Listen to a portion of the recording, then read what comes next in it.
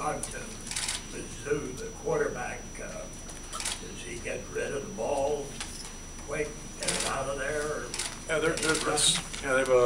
again, that's what they do best. They throw and catch extremely well.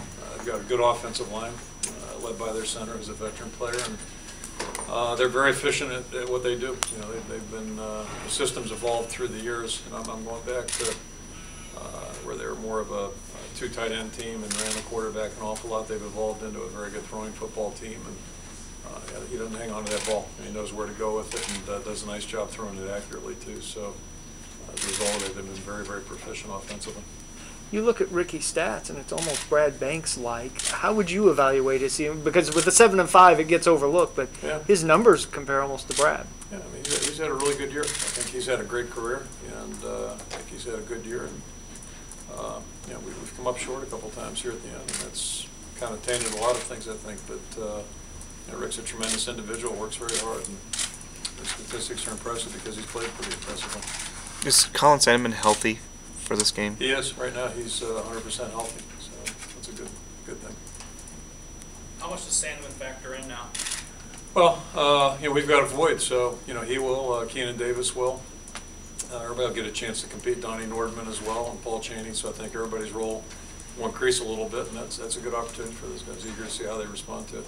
Does it matter what position? I know Marvin's back at most this season. Does he know both? Yeah, I think most of the guys, some guys aren't, but I think most of the guys we're talking about are fairly flexible. Keenan certainly is, Colin certainly is, and you know, Donnie's been more of a split end, if you will, and Paul's been more of a flanker type guy. But Marvin, Colin, and Keenan all have the flexibility to move around, and I think handle that pretty well.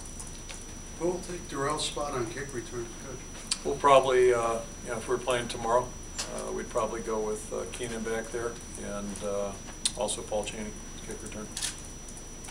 You thought about carry distribution with Marcus probably being the starter going in, and Hockey get carries and Brett? You know, we're only playing one game, so you know, right now Marcus will go as hard and long as he can. Pocky and Brad Rogers, I think, will be the next two guys in there. So you know, we'll play it accordingly and you know, see how that goes.